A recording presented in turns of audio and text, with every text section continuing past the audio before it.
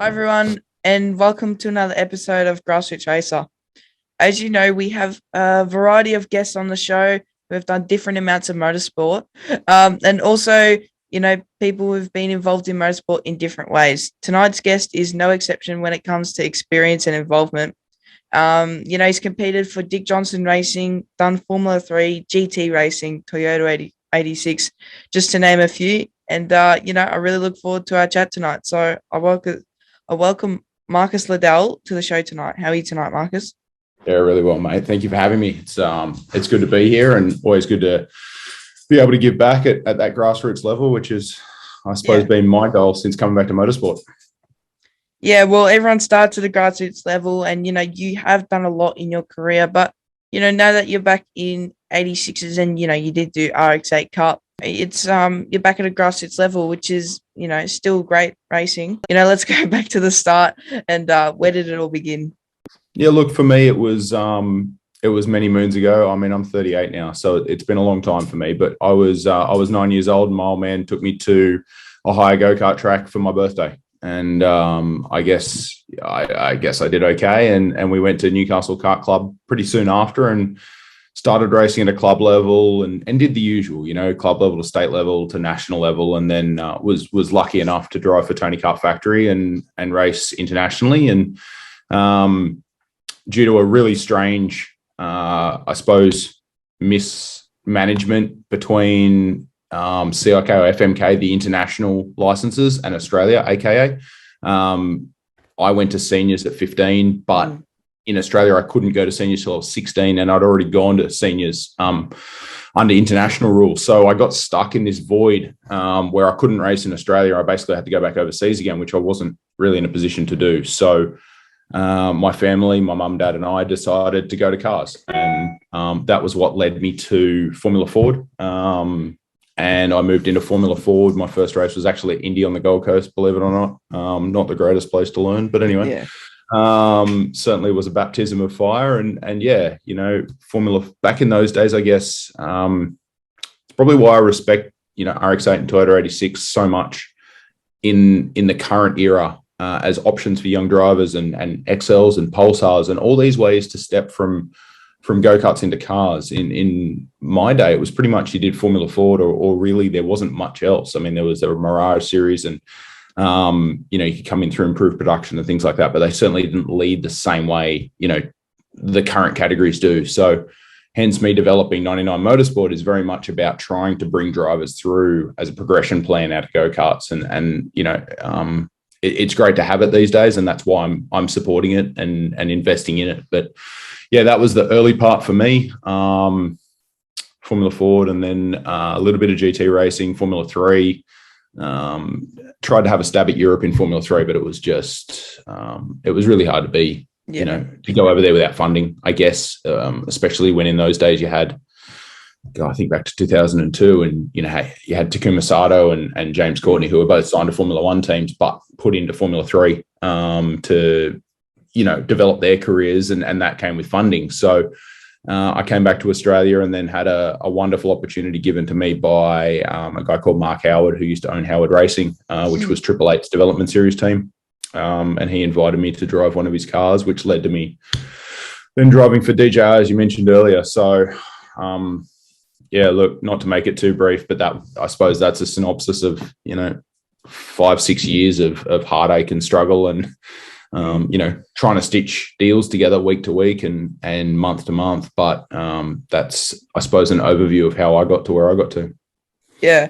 And all that you mentioned, that was just about 6 years that you say. Yep. This is my 7th year of racing. So, I haven't quite done as much as that, but, that's the goal. But obviously, if we go back during your karting days, you did see a bit of a success.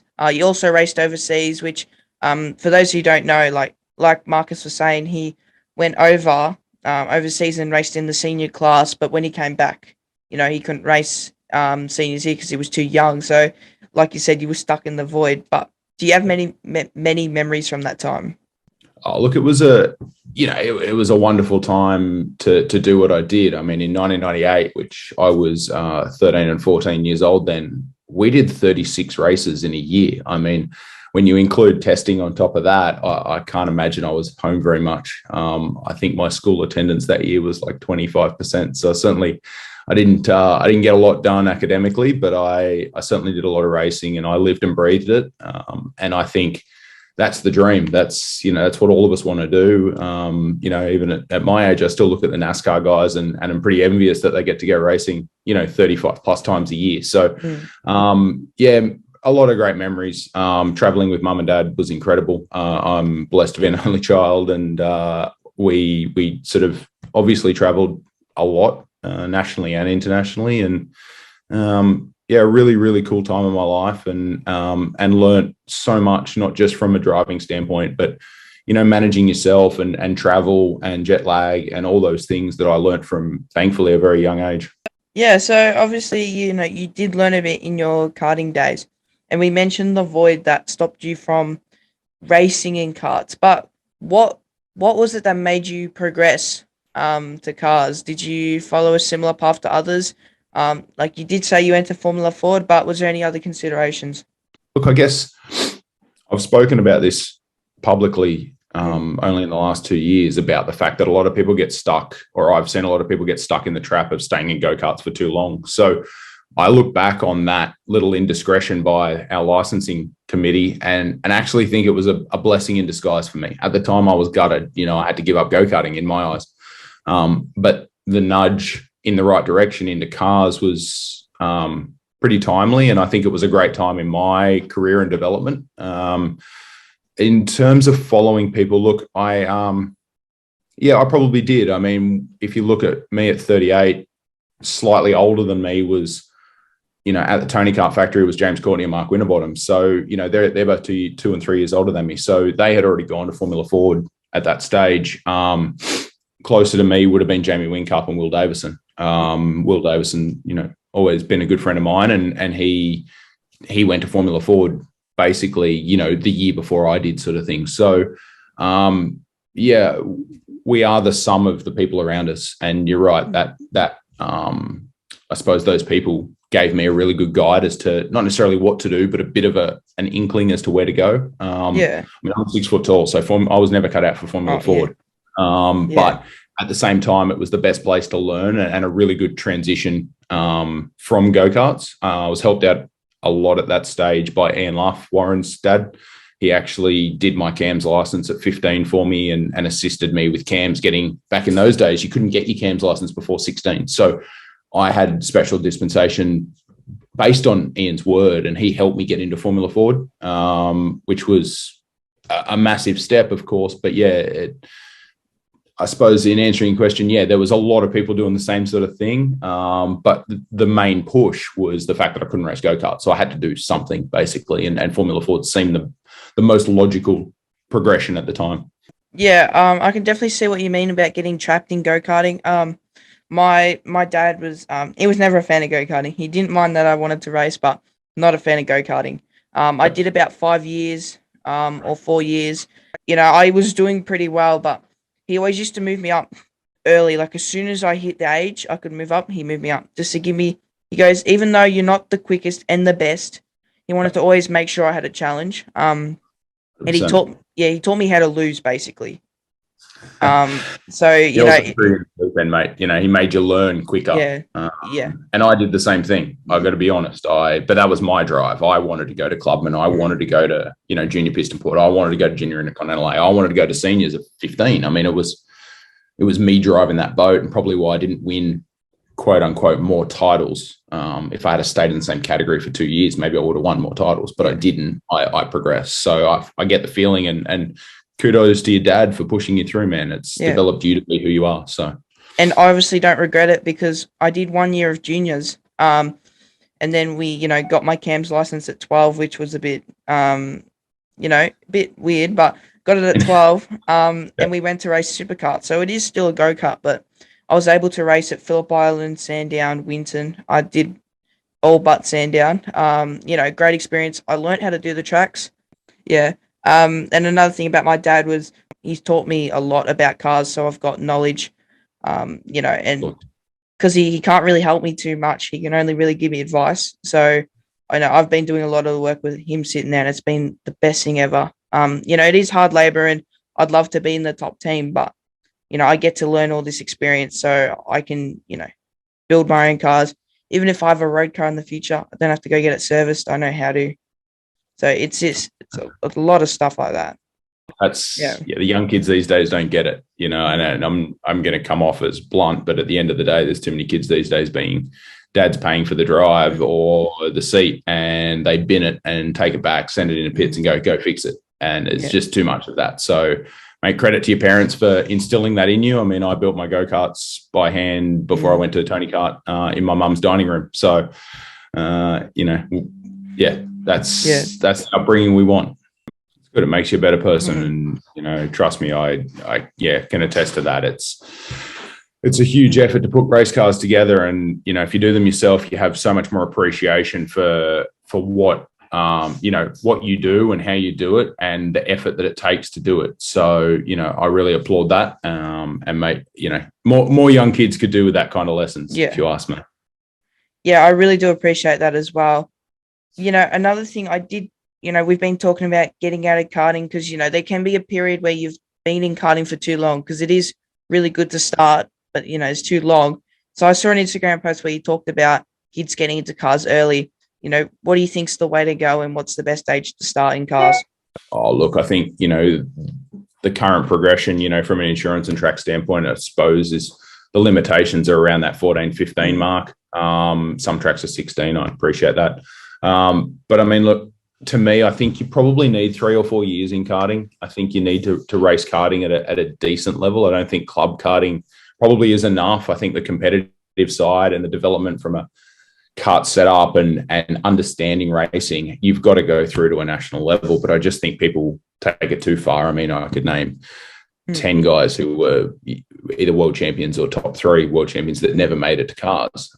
So it goes both ways. But I think you got to serve your apprenticeship in go-karts. By the same token, could you do it in cars? Yeah, you definitely could. I mean, I don't see a reason why you couldn't start in a category like RX8 Cup or in XLs.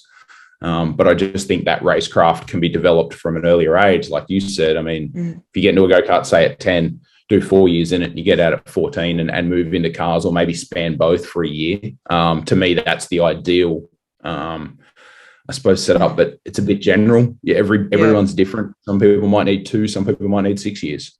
Yeah.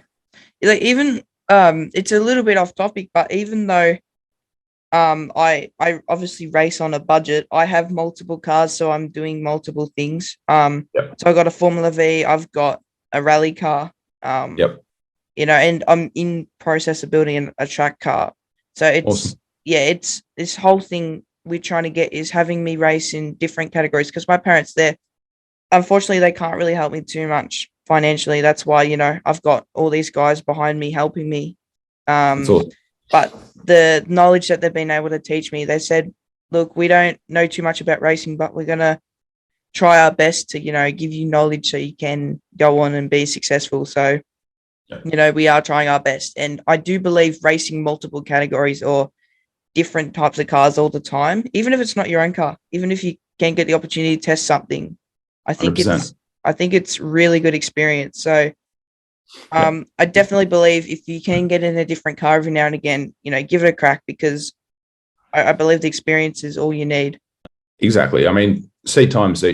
And it doesn't really matter what you drive. I still jump back in the RX8 Cup cars, a couple of times a year. Obviously, I drive 86s quite a bit at the moment. Yeah. I'm blessed to be able to drive some other cars as well, from Porsches and some other things that I drive for clients. So, seat time is seat time. And at the end of the day, you're going to learn something from every single car you jump in. And I think if you look at some of the best drivers we've got around at the moment, I mean, Shane is probably the best example. SVG is incredible at whatever he puts his bum into. And that comes not only from a history of doing the same thing, whether it be a quad bike or go-kart or a race car or rally car, whatever it happened to be, but all through his life, he has been adamant he wants to race every single week. And I mean, if we take I don't know, whatever you want to take, a soccer player, a tennis player, a cricket player, a golfer. I mean, these guys practice what they do every single day. As race car drivers, we don't really get that opportunity. So I don't care what it is, if was actually having this conversation with a friend of mine yesterday, is it doesn't really matter what you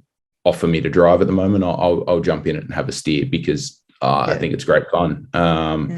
So yeah, I think young people probably need to have that attitude a bit more. And I think it's incredible that you've got that perspective already. And with, I suppose, I look at a lot of kids these days and they're given money and opportunity.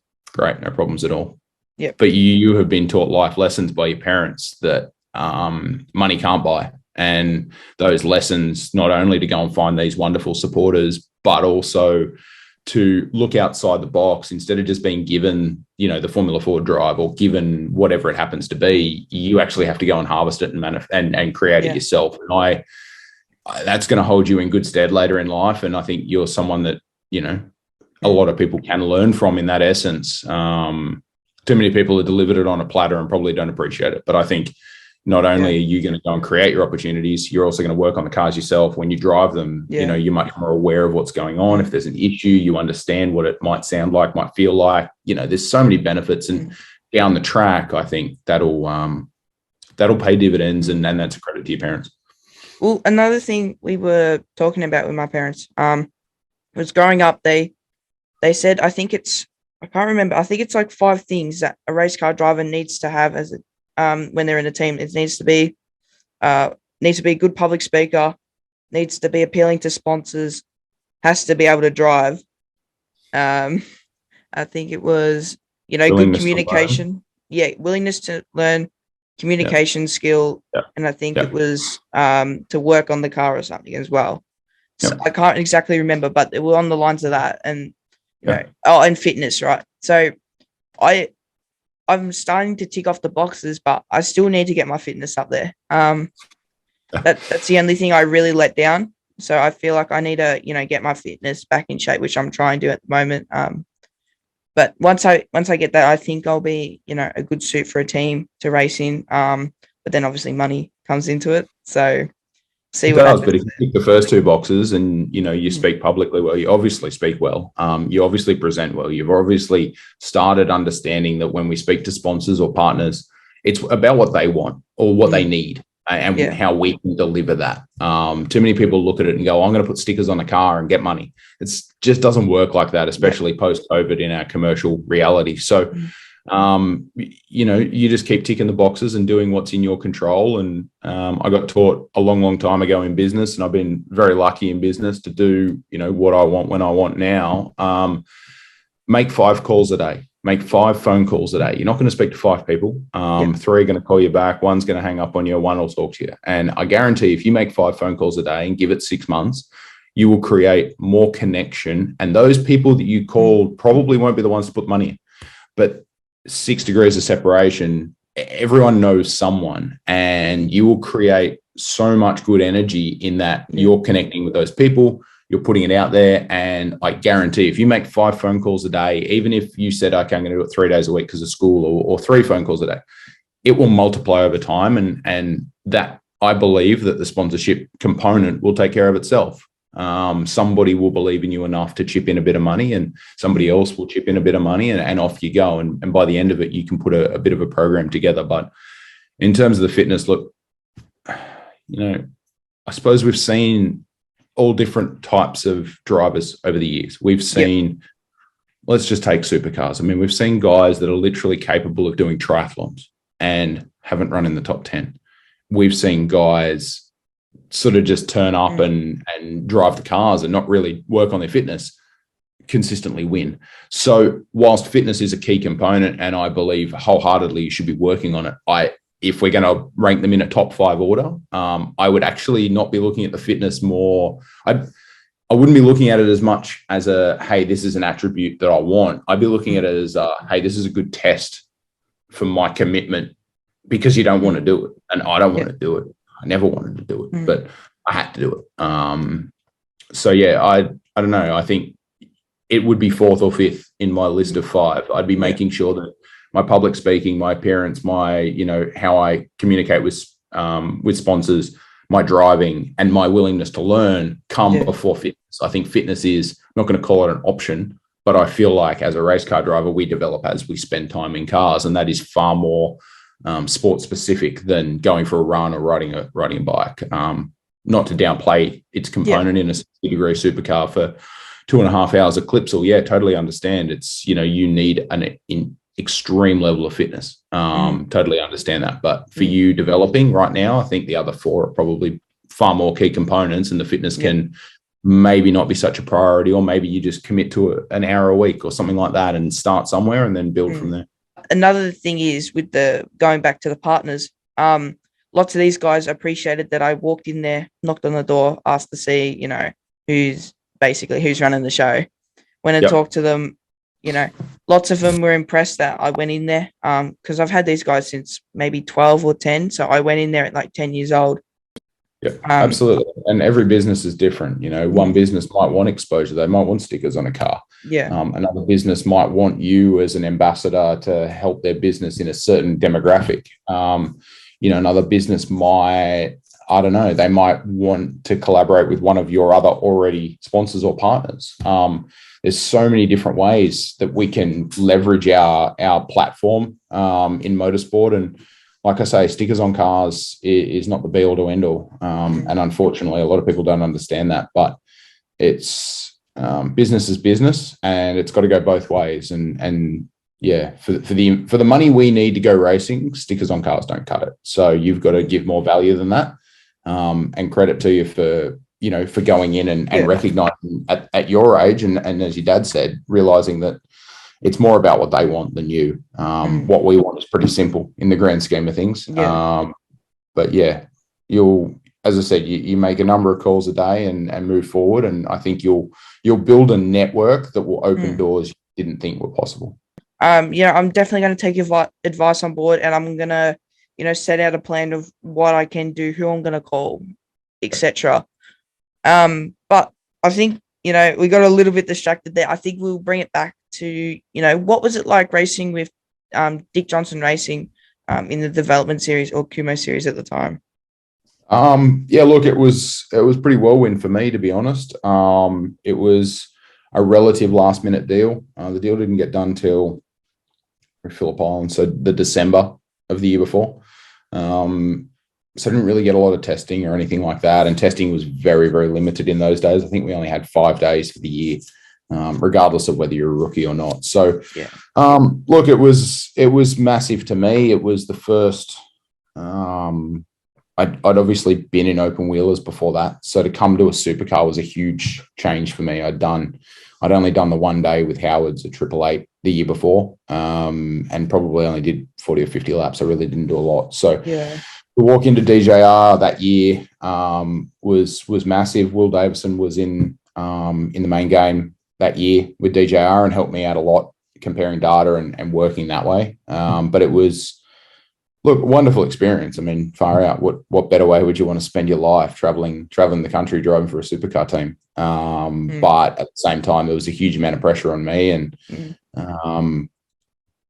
I think I probably spoke my mind a little bit too much at times in the media back then. But it is what it is. You can't change what you've done, and I don't regret any of it. I had an amazing time. Probably still gutted that I had the wheel come off at Clipsal and had a monster crash that virtually wrote the car off.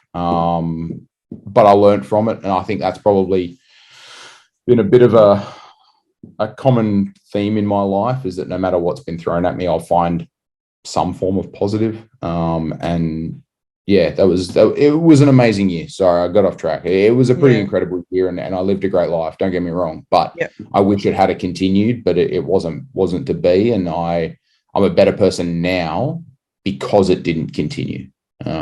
I was headed down that entitled line that I mentioned before, and that's probably why I'm so hard on people these days that have that entitlement streak, because I had it myself. And I had to have it all taken away from me and not be in a race car to learn that I was being entitled and that I had to go work for it. So, I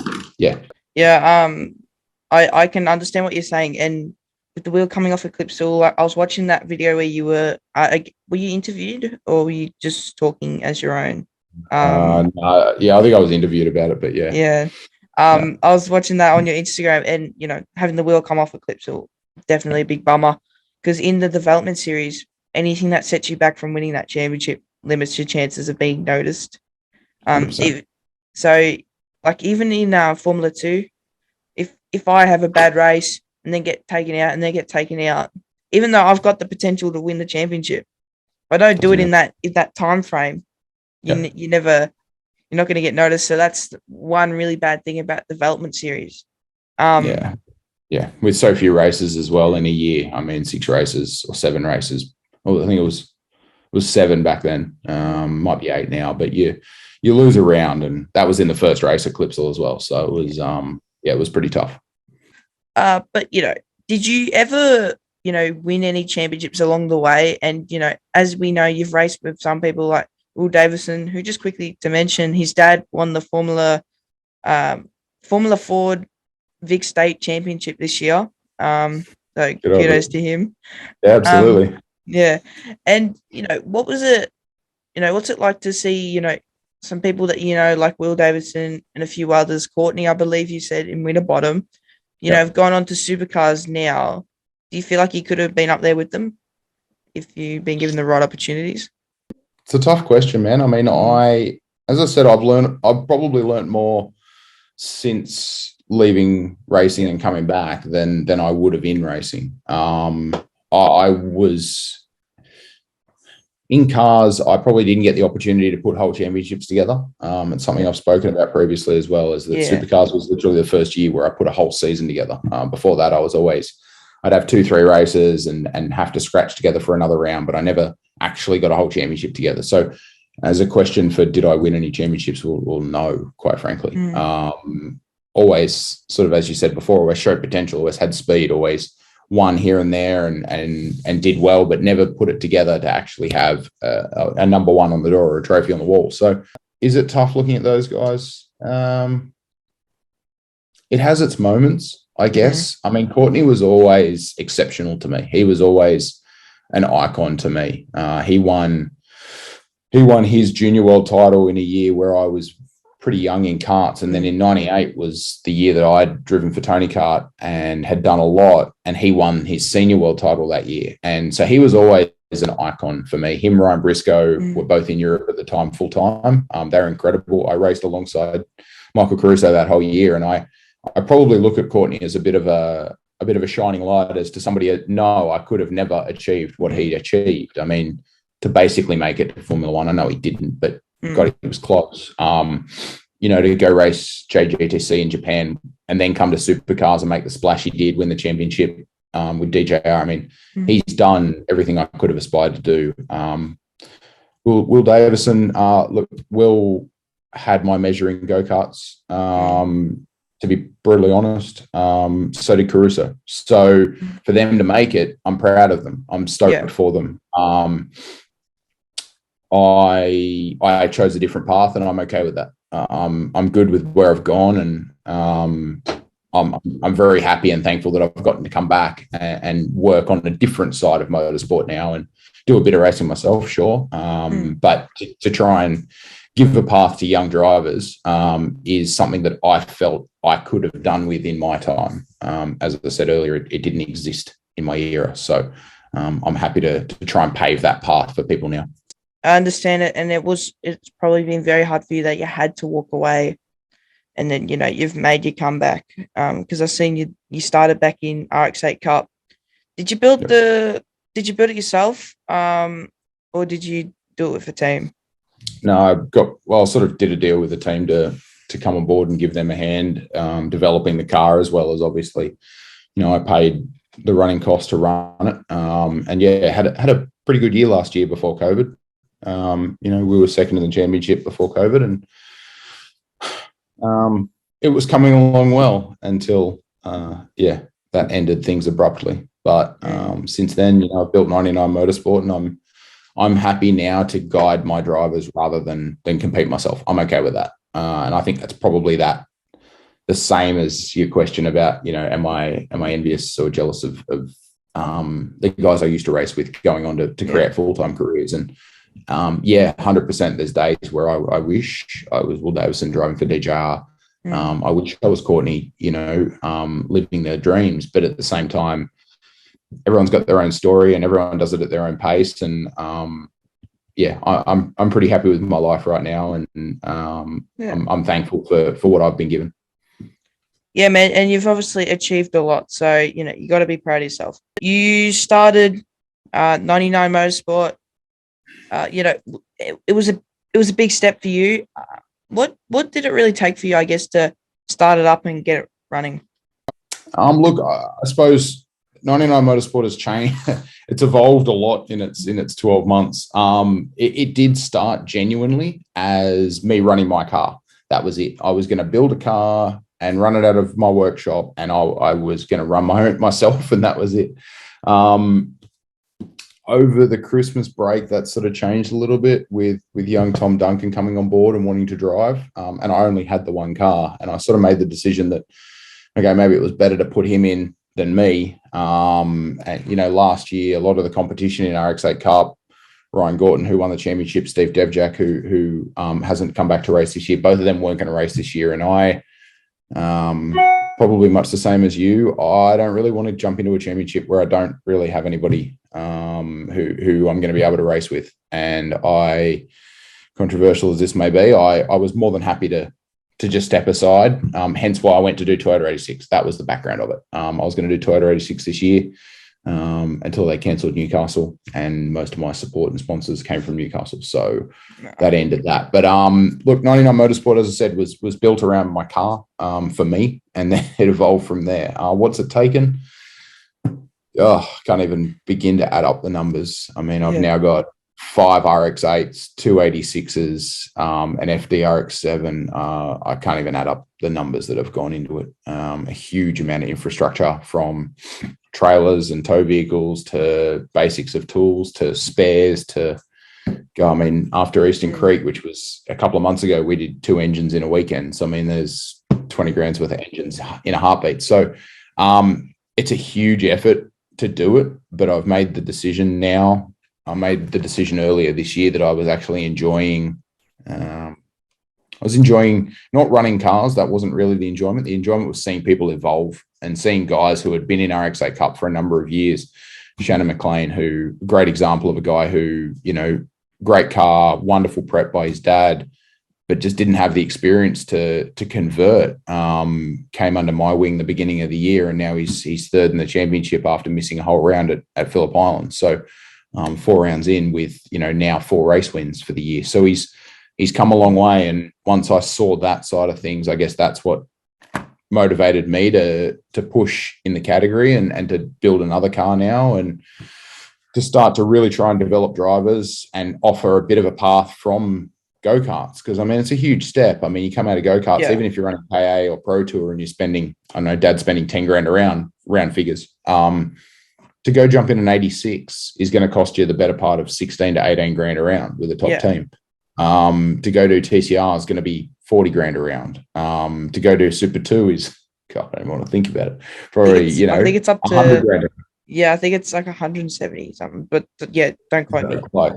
I mean, I think the 888 numbers are circa $800,000 for the year for a 7-round championship. Like, it is just absurd money. And I'm not saying it's not valuable. Like, God. Yeah. Declan Fraser and Cam Hill are doing a great job this year. Brock Feeney obviously did a wonderful job last year. Like, that's cool, no problems. But it is more money than anybody I know would put into motorsport. And these guys are spending it every year. I mean, to run a cup car, you're at north of 500K, if not 6 or 7, depending on who you drive for, then damage on top because you're bound to crash. So I guess that jump from go-karts into cars can often be a gigantic leap, and RX8 Cup offers, a really, is it a big category? No. Does it have TV? No. Does it have a huge following? Also no. But they're a wonderful car to drive, 50-50 weight balance, a great tire, 200 odd horsepower, one make, very even in parity, 6 races in a year for 10 to 12 grand a round. I mean, there's not many categories nowadays that you could do a year for 60 or 70 grand. That's something, not going to say most families could afford, but anyone who's coming out of go-karts could see that kind of spend because they're probably already spending it. So that's the background of why I'm doing what I'm doing. As I said earlier, I didn't have it when I was young, and I saw a hole in the market there that I feel like there's an opportunity, and I've now put in place the progression into Toyota 86. with my car, and that will lead on to, fingers crossed, the new car in 2024 that has just been released. And I was just having a conversation today with another investor that we're looking at adding another step to the program. So if a junior driver came in and did RX8 Cup, then moved on to Toyota 86, what is the next logical progression? Some people would want to go to a Cup car, some like Michelin, or some people would want to go to TCR, other people would want to go to Super 3. So I'm currently trying to put into place that next step to create a true linear progression through motorsport with the one team to add the consistency. Yeah. So obviously, you started to get a good thing going, and obviously 99 Motorsport in the future is going to be a big thing. And, to see, that you're bringing young drivers up is going to be incredible. You'll have to give me a test day. And, but is there still any cars or tracks, that are on your bucket list that you'd like to race at? I've got to say, since bloody sim racing, I really want to go back to Europe. I mean, I want to drive at Spa. I can't remember half the corners on Nürburgring, so I'm not even going to try there. I get lost. I was actually watching a video of the new GT3 RS doing it 6-minute 40 there today, and after about 2 minutes, I didn't know where I was on the track, so I'm never going to be any good driving there. I'd love to go to Spa. I still have a huge affinity with NASCAR. I love America, and I love NASCAR, and I'd really love to be able to do something like that. But I think I've given up on a lot of those things. Not given up, wrong word. I've moved on from wanting to drive myself. My bucket list is Daytona 500. I want to go to Talladega. I'd love to go to Spa. I want to go to the new Nashville IndyCar track. I think that place looks amazing going over the bridge. So, yeah, my goals have moved from being the spacer between the wheel and the seat and being a fan and actually enjoying the moment. As a race car driver, I never felt like I enjoyed the moment because it was always, I guess, hopefully you get to see it one day. But, I was P2 in practice at Clipsal, for example, with DJR. And I literally got out of the car, got handed a towel and a bottle of water and got dragged into a press conference. And I was in a press conference for an hour in a sweaty suit, having gotten out of a car that's 60 degrees. And I went from there to corporate, went from corporate to dinner. And I got back to my hotel at 9 p.m. I was still in my race suit. I hadn't actually lived. I hadn't enjoyed the moment. And I feel like I was too caught up in what I was doing to actually enjoy it. Whereas now I actually want to enjoy motorsport. I want to go and see Monaco. I want to be able to, as I said, go to Daytona and Talladega and those sorts of things. And the bucket list has gone from driving to just going and enjoying it. No, that's still really good. Like for me, for an example, I'm not a fan of America, but I do want to go and race IndyCar. That's Formula One. Look, amazing as it could be, I don't think I'd want to be there anyway. As amazing as it seems, the paycheck, the everything, right? The dream life. I think IndyCar is a racer's car, and it's still a great open wheel card. Even just an opportunity to do an Indy 500, even an Indy Light test. An Indy Light test, I'd be stoked. I feel like that would be my goal there. But obviously, like I said to my parents, I just want to make it in motorsport where I'm at a professional level, or even to the point where I could, pay them back for all their years. But, whether it happens or not, it's a thing, and I want to keep pushing until I can. But, we've paying back by being a good person, man. That's all you got to do. That's all. They'll be more proud of who you are than what you achieve. Well, Maseratis are only 40 grand, and Dad said that's what he wants. So, well, only 40 grand. Sorry, I mean, like if. Yeah, it's probably the cheapest supercar you could get. But yeah, he said he wants a Maserati, so I'm going to try and make that happen one day. Sounds like a pretty good deal. Yeah, but you've also as a part of 99 Motorsport, you do a bit of coaching. So you're still doing that to this day. And where do you do that? Look, I've got a simulator in my garage, which I put my guys in all the time because it doesn't matter. Doesn't matter what you're driving. Perfect. It doesn't matter what you're driving or what you're doing. I mean, at the end of the day, balancing, brake, throttle, and steering is what we do. And iRacing has developed such a great platform now that we can go to varying tracks. We can hit reset whenever we want. We can put new tires on whenever we want.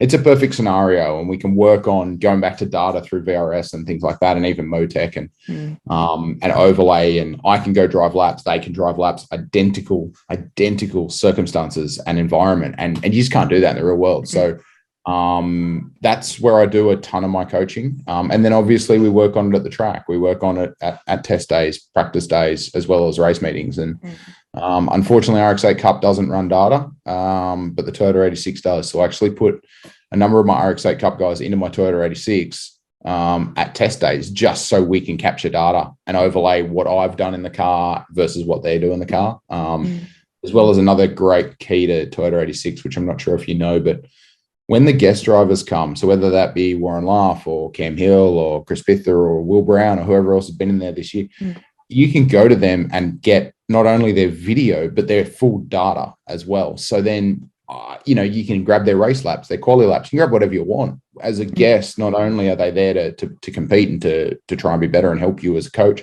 but also you've got access to their data. So I found that as a huge development tool for me, getting up to speed in the category.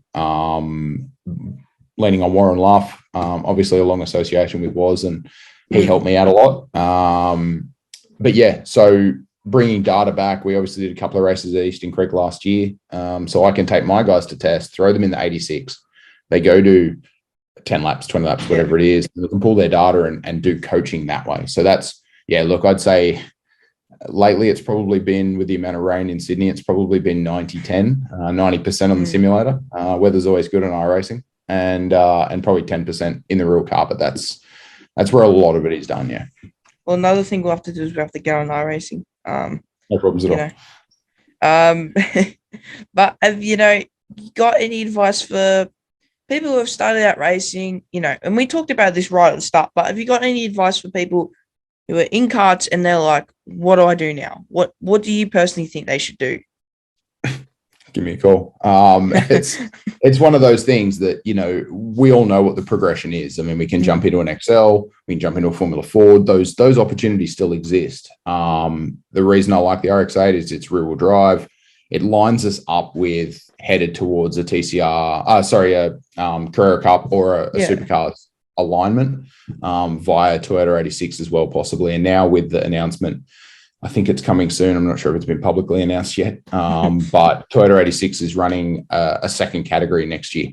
So for the old chassis. So I'm not sure of all the details. They haven't been released yet, but that'll be really, really cool as a feeder category into the main category. So in reality, for the guy who's in go-karts and wants to move, guy or girl in go-karts that wants to move, pick a class, commit to it, and do a full year. Learn that going fast is one thing. Being consistent is another thing. Yeah. Putting together a race weekend is another thing. And then putting together a championship is a whole nother thing.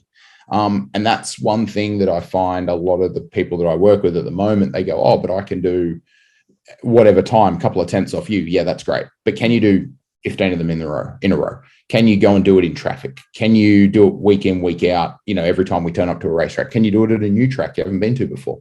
This is where I feel like if you commit to one category for a year, you then get to visit X amount of tracks, different conditions, in competition, whatever have you. So that's my best advice, is commit to one thing for a whole year, rather than going, okay, mum and dad are giving me, all my sponsors, partners, I've got 50 grand to spend, and going, 50 grand. Okay, yeah, cool. Let's go do a TCR test, and I want to be in Super 3. So I'm going to go do a Super 3 test, and then I might, I'll race Pulsars at the end of the month.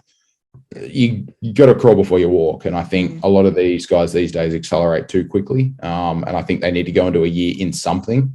And if they've got extra, then go test other cars. That's great. But your foundation has got to be a full championship. And it sounds strange coming from me, the guy that never really did a full championship, but it's the one thing I feel like I lacked, and I think most people would learn the most from. Progress. Always in all ways. That's my biggest saying to all my staff, to all my drivers, to all my team. Progress. Always in all ways. 1% better every single day. I don't care in which part of your life. It might be in, developing patience. That's my biggest issue.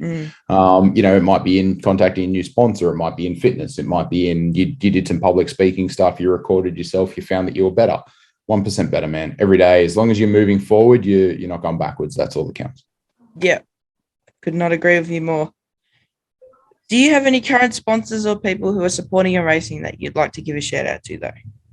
Oh, mate, look, I've got some wonderful people around me. Automotive Superstore have been huge for me. They helped me in Toyota 86 as well as helping 99 Motorsport in the whole. Ash and Babak there are amazing. Independent store in Sydney, online as well. So they're mega. Mal and Amy at Oxsafe, they're a category sponsor of RX8 Cup, but they're also, I suppose, a sponsor of mine as well and become personal friends. They're incredible. Aside from that, really, I mean, there's 10, 15 guys who help me out in smaller ways. Bill and Gina at Mazsport building engines for me. The boys at East Coast helping me out with tires, suspension concepts, helping me out with shock development, and setup of cars. Honestly, the list goes on and on. As I'm sure you're aware, you end up with, it's not just people putting money in. It's somebody at the end of the phone if you need a tire lever. It's some advice. So there's too many people to thank, but I appreciate the opportunity. But those guys are the guys that really keep me there. So thank you. No, that's good. That's all good, man. And it's great to have people who do support you. Are there any social media channels that people can follow you on to, keep up with what you're doing and, follow your progress? As a mentor now these days, and still a driver, but mostly mentor. Yeah, occasionally a steering wheel attendant. So look, Marcus Ladelle Racing on Instagram. 99 Motorsport, NINETY number 9 Motorsport on Instagram as well, and then 99 Motorsport on Facebook too. So I mean, they're the main channels. You'll see what's going on in our little world and ticking along. We've got a race at Eastern Creek in 2 weeks, and then we're at Phillip Island in December. So looking forward to finishing the year on a high and trying to secure second and third in the championship if we can. Massive, crazy to think that a year ago, I had a car in the build, and now a year later, I'm going to Eastern Creek with 5 cars.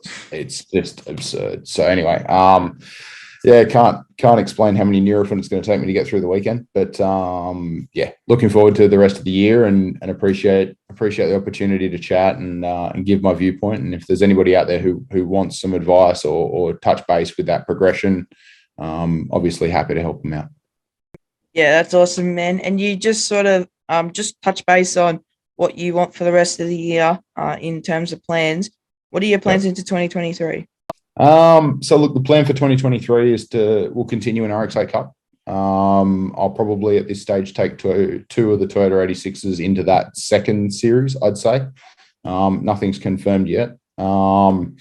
Personally, I don't actually know what I'm going to do next year driving wise. As I'm sure you're aware, I haven't really raced anything since I did a little enduro, but I haven't done much since the 86 at the beginning of the year. So, look, there's always opportunities floating around, but to be honest, they just require so much money. It's tough to justify it. So, my main focus at the moment is a 12-hour drive. I'd love to drive at 12-hour. The fact they've made it a full pro event makes it difficult for me. Ironically, now I look back, I'm now a bronze driver again, which is of value to somebody, I'm sure, but bit of a metaphoric slap in the face. But looking for a 12-hour drive, I'd say, and see if I can get my bum in something to drive through the year and enjoy myself.